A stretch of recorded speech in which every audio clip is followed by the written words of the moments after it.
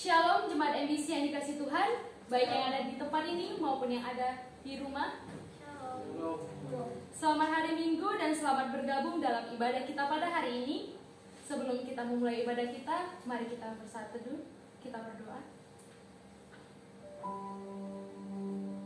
Tuhan, Engkaulah kami yang besar, yang selalu mengerjakan keajaiban dalam hidup kami.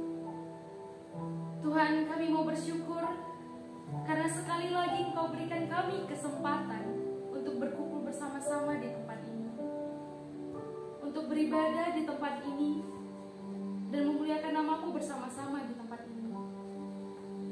Tuhan, satu hal yang kami minta, kiranya Tuhan ibadah kami ini bisa berkenan dan menyenangkan hati-Mu Tuhan, sebagai bentuk rasa syukur kami atas kebaikan dan segala keajaiban yang Kau telah kerjakan di dalam hidup kami.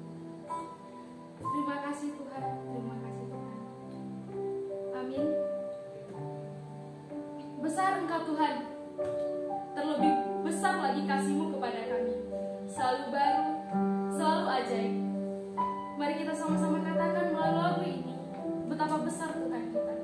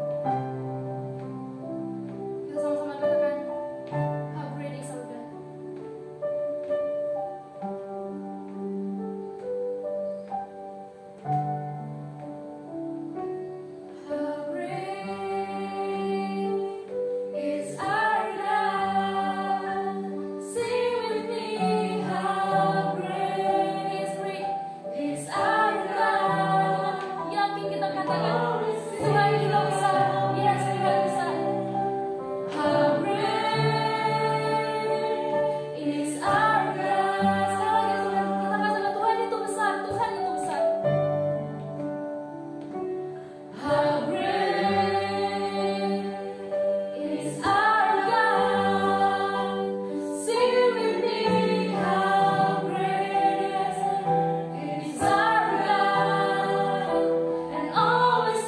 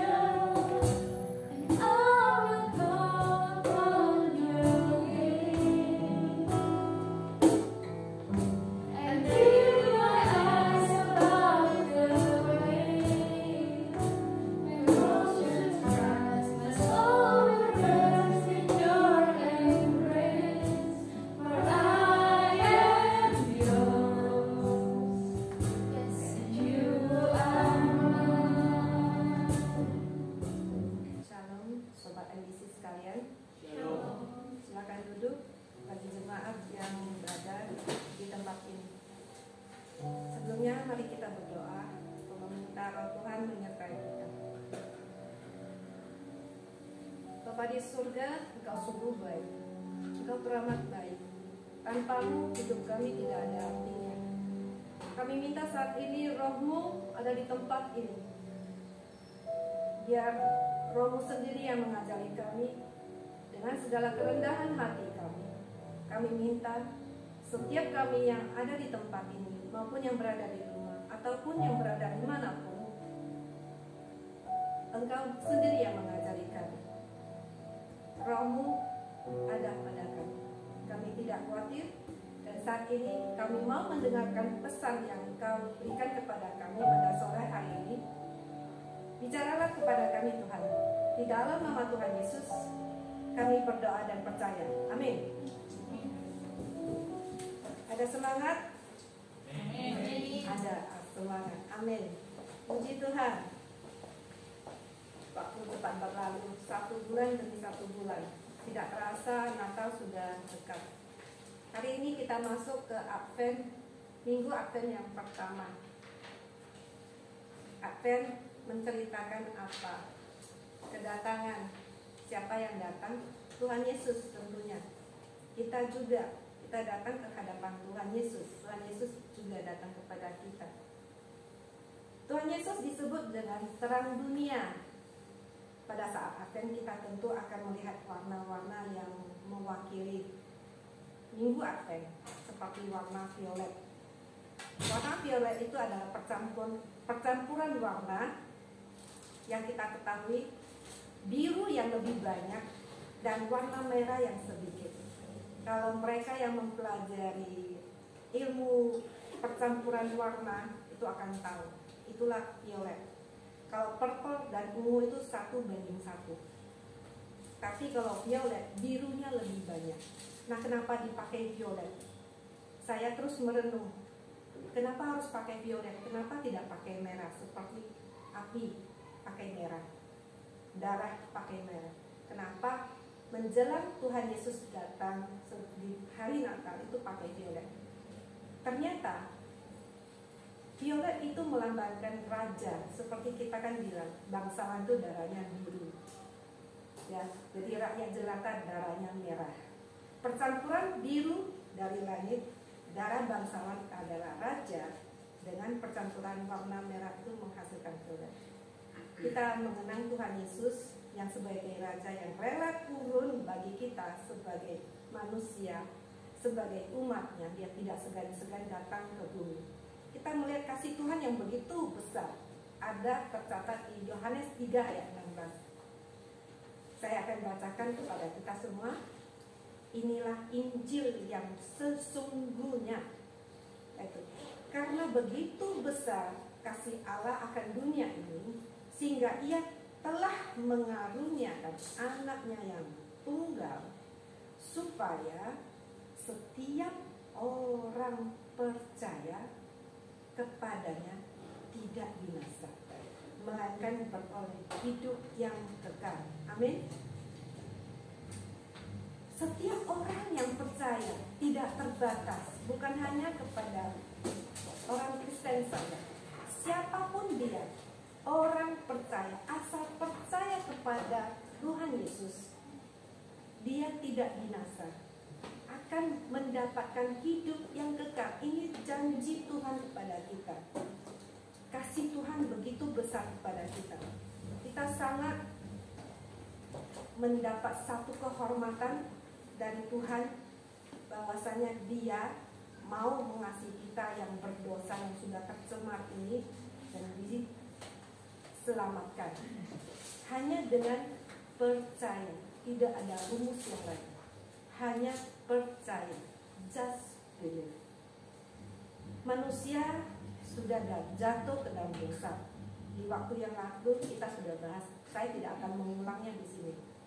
Anda sekalian bisa mendengarkan rekaman kita di YouTube, di Grace Revolution bagian yang pertama. Di sana sudah dijelaskan dengan sangat jelas di mana manusia itu telanjang dan Tuhan memberikan pakaian yang terbuat dari bulu binatang, kulit binatang dikenakan. Itu menggambarkan Tuhan Yesus yang diutus untuk kita mati di kayu salib, dan dengan darahnya dia membungkus roh kita sehingga kita itu bisa dengan berani dan tidak tercemar berdiri di hadapan takhta Bapa, sehingga kita itu bisa berdoa langsung tanpa ada perantara lagi.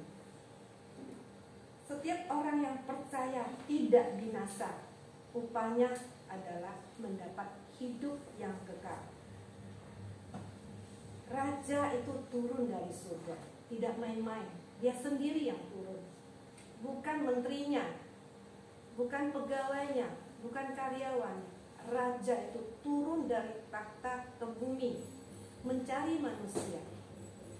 Tidak segan-segan dia mencari manusia untuk merasakan penderitaan umatnya, merasakan sengsaranya manusia seperti apa. Kita merayakan Natal untuk mengenang Tuhan Yesus akan mati bagi kita. Jadi kita merayakan Natal seperti seorang raja dari surga secara rohani yang turun ke bumi, dari takhta turun ke umatnya. Raja memilih.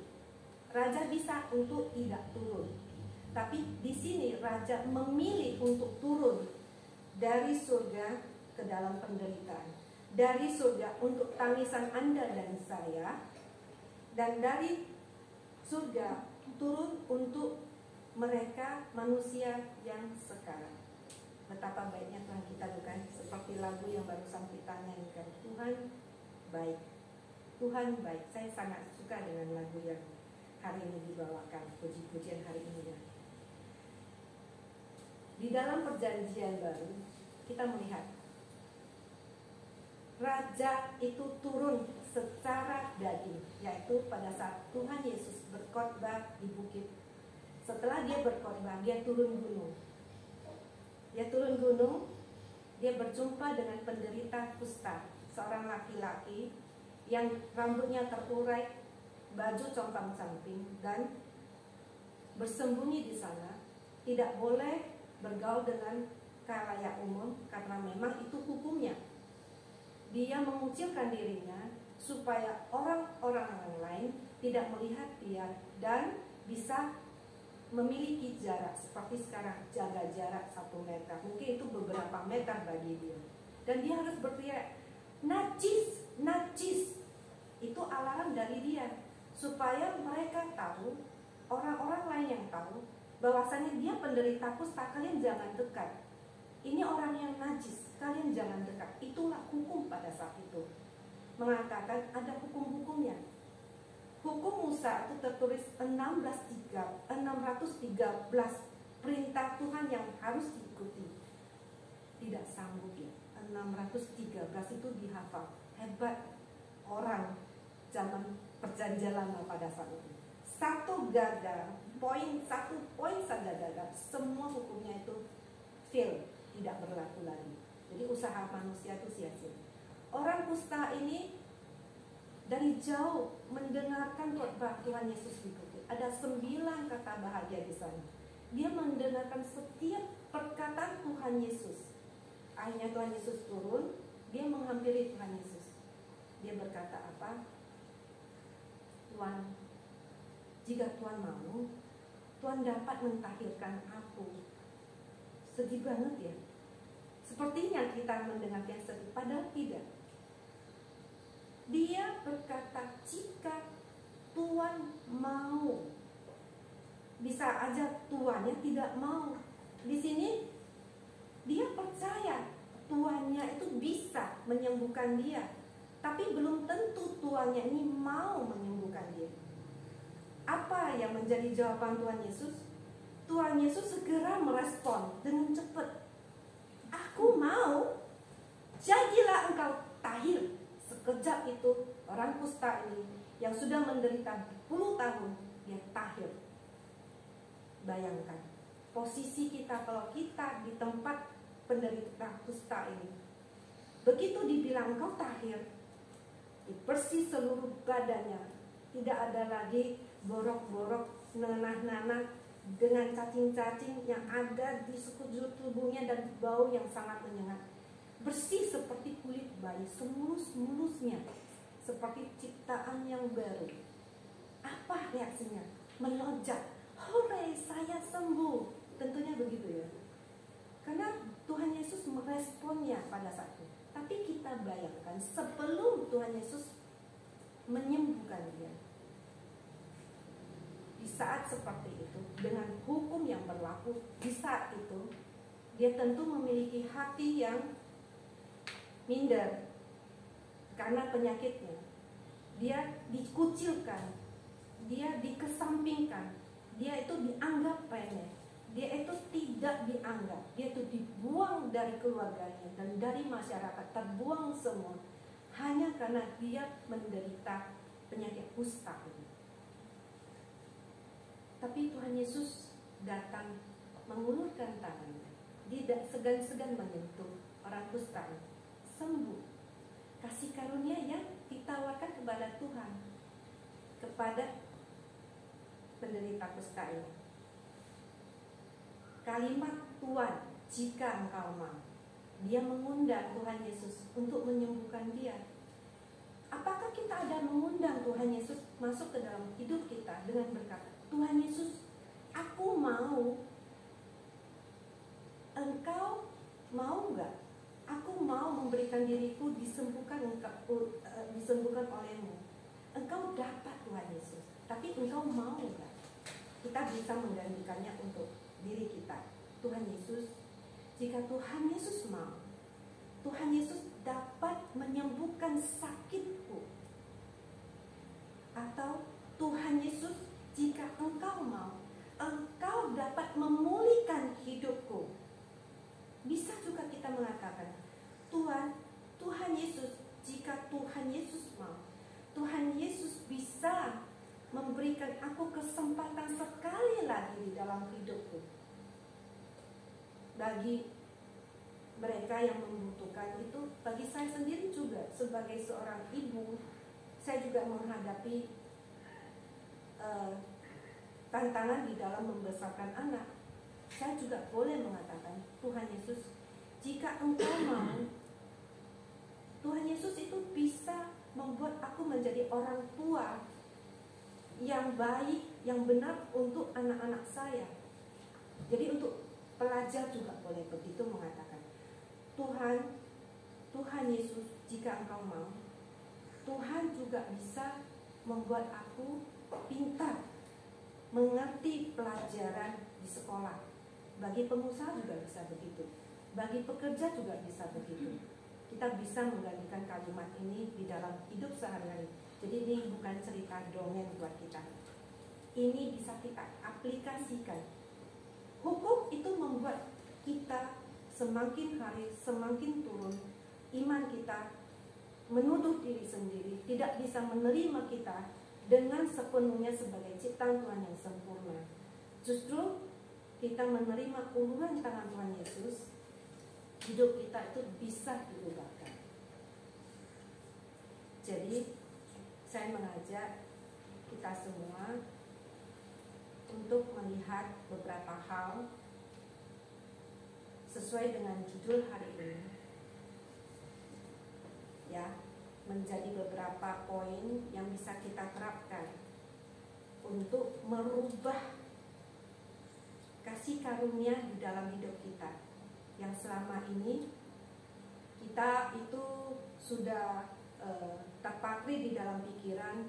Kalau kita berbuat salah, kita tuh patut dihukum, tidak akan terlepas dari hukuman. Kalau kita itu sudah melakukan hal-hal yang berdosa, kita ini pasti tidak akan dibebaskan lagi.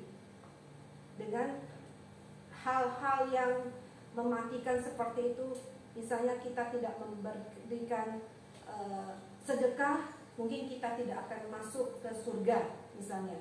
Atau kita tidak melakukan hal-hal yang baik, kita itu tidak akan ini, tidak akan itu. Kita tidak ini, kita tidak itu. Berarti mengandalkan usaha kita sendiri. Sedangkan penderita kusta tadi itu, dia hanya mengundang Tuhan Yesus. Mau nggak Tuhan? Engkau mau nggak menyembuhkan aku? Engkau kalau mau, engkau dapat. Hanya dengan Kalau kita disentuh dengan kasih karunia, kita merubah pikiran kita yang tadinya itu lebih ke hukuman. Kalau saya tidak melakukan ini, tentu saya akan mendapatkan hukuman yang ini. Ya, hidup seperti ini sepertinya ada di penjara, tidak bebas. Roh kita itu terikat, menjadi budak selama-lamanya. Tidak bisa bilang I'm a freedom. I'm no longer slave of apa? Sin. Ya. I'm no longer. Saya tidak lagi menjadi budak dosa. Saya sudah bebas merdeka. Di sini kita mau belajar merubah mindset kita ke Tuhan Yesus. Datang kepada Dia, undang Tuhan Yesus masuk ke dalam hidup kita. Seperti contoh-contoh yang tadi. Jadi hukum itu di dalam Keluaran 34 ayat 7. Saya bacakan, Tuhan tidak sekali-kali membebaskan orang yang bersalah dari hukuman, yang membalaskan kesalahan bapa kepada anak-anaknya dan cucu-cucunya kepada keturunan ketiga dan keempat. Ngeri banget ya. Jadi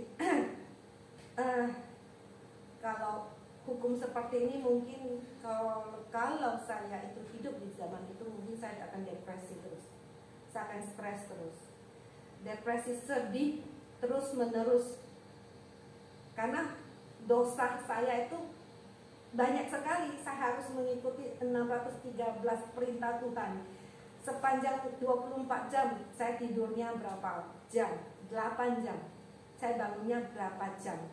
Sepanjang saya bangun itu saya harus memikirkan 613 perintah Tuhan. Tidak boleh satu poin pun itu miss, lewat.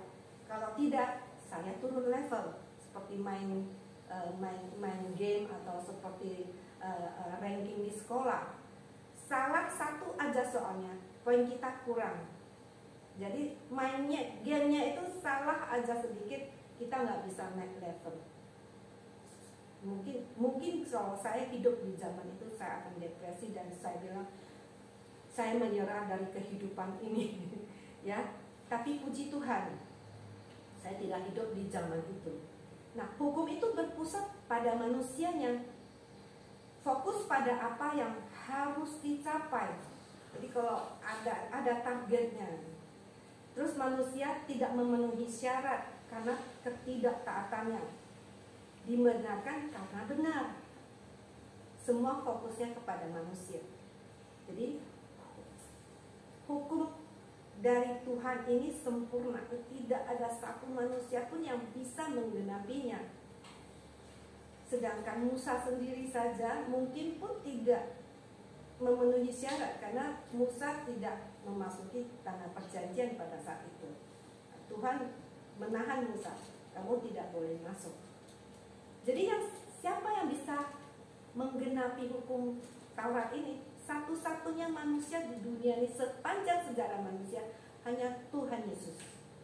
Tuhan Yesus bilang, hukum ini sempurna, tidak boleh satu iota pun atau satu titik pun dihilangkan dari hukum ini, karena diperintahkan langsung dari Tuhan, langsung kepada Musa. Tidak boleh ada satu pun, saking kudusnya, saking sempurnanya. Dan Tuhan Yesus bilang, hanya saya yang bisa menggenapinya, saya bukan meniadakannya. Dan tutup buku hukum ini, membuka lembaran baru, yaitu kasih karunia yang berpusat hanya kepada Tuhan Yesus. Di Ibrani 8 ayat 12, aku akan menaruh belas kasihan terhadap kesalahan mereka dan tidak lagi mengingat dosa-dosa mereka. Ya, amin. Dosa kita tidak diingat Tuhan lagi.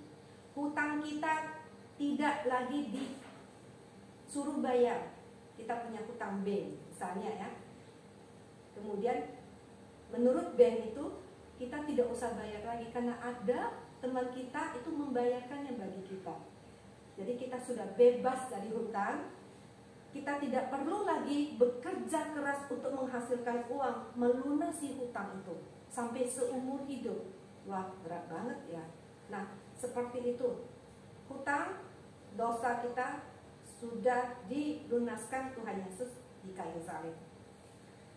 Fokusnya ada di mana? Kalau pusatnya itu Tuhan Yesus. Fokusnya sepenuhnya pada apa yang sudah dicapai Tuhan Yesus, yaitu sampai ke kayu salib, bangkit dari orang mati dan naik ke surga. Itu.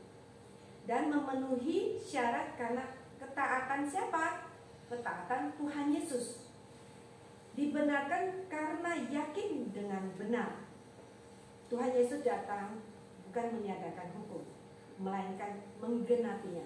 Tutup buku hukum, tidak lagi berbicara karena sudah digenapi oleh Dia sendiri.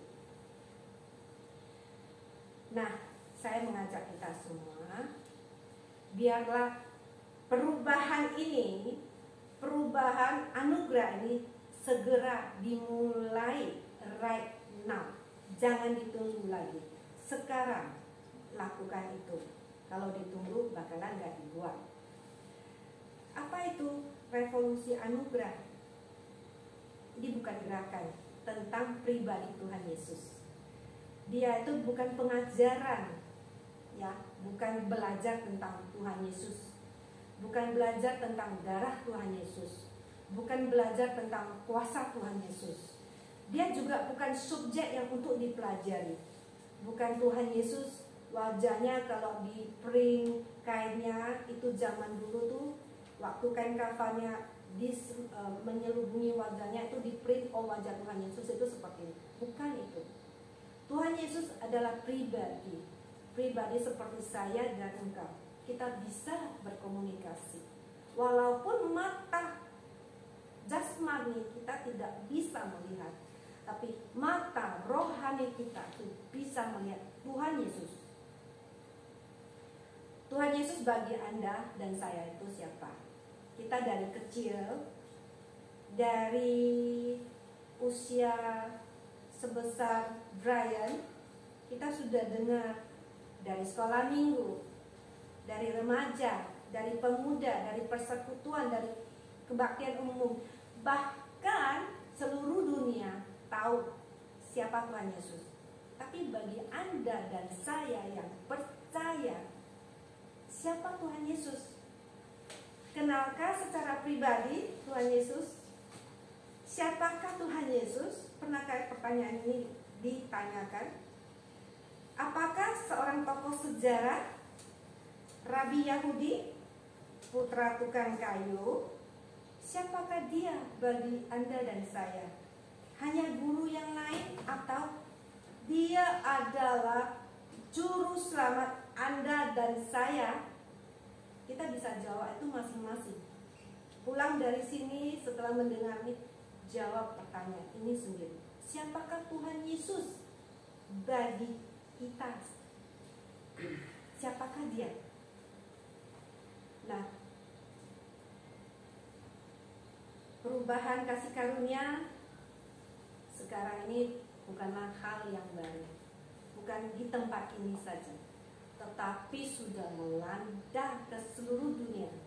Kita yang percaya, kita anak-anak Tuhan, kita jangan pelit, tidak menceritakan Tuhan Yesus. Setiap kali berbicara dengan teman-teman, kita ada kesempatan ceritakan Tuhan Yesus. Setiap kali ngopi di Starbucks dengan teman atau sesama yang percaya, kita cerita tentang Tuhan Yesus. Bagaimana Tuhan Yesus dalam hari ini itu bekerja, sekalipun hal yang kecil, atau memakai masker kah, atau pada saat musim hujan dengan banjirnya kah, di situ apakah Tuhan Yesus ada bekerja, atau kita ada undang Tuhan Yesus di dalam hidup kita pada saat itu, ya. Jadi kita mulai, ayo, saya ajak kita semua, ayo kita undang Tuhan Yesus. Kita lakukan perubahan, revolusi kasih karunia ini di dalam hidup kita. Mulai kita melihat Tuhan Yesus, kita undang. Jangan lagi berpikir Kalau saya melakukan ini, saya akan mendapatkan itu. Kalau saya tidak melakukan ini, saya tidak mendapatkan itu. Kalau saya melakukan kesalahan, saya akan dihukum seperti ini. Di dalam kasih karunia, perubahan itu kita harus melihat. Kita melihat Tuhan Yesus seperti ini. Hidup saya seperti ini. Saya undang Tuhan Yesus. Tuhan Yesus, dia sendiri akan bekerja. Kita beristirahat di dalam Tuhan Yesus. Tidak usah khawatir. Di Roma 6 ayat 14 mengatakan, sebab kamu tidak akan dikuasai lagi oleh dosa, karena kamu tidak berada di bawah hukum Taurat, tetapi di bawah kasih karunia. Senang ya mendengarnya ya. Hati kita jadi lega. Tidak ada lagi beban yang berat membuat kita tuh merasa hidup saya sepertinya kok bebannya berat sekali. Kenapa tidak dapat terobosan? Breakthrough-nya kok lambat sekali.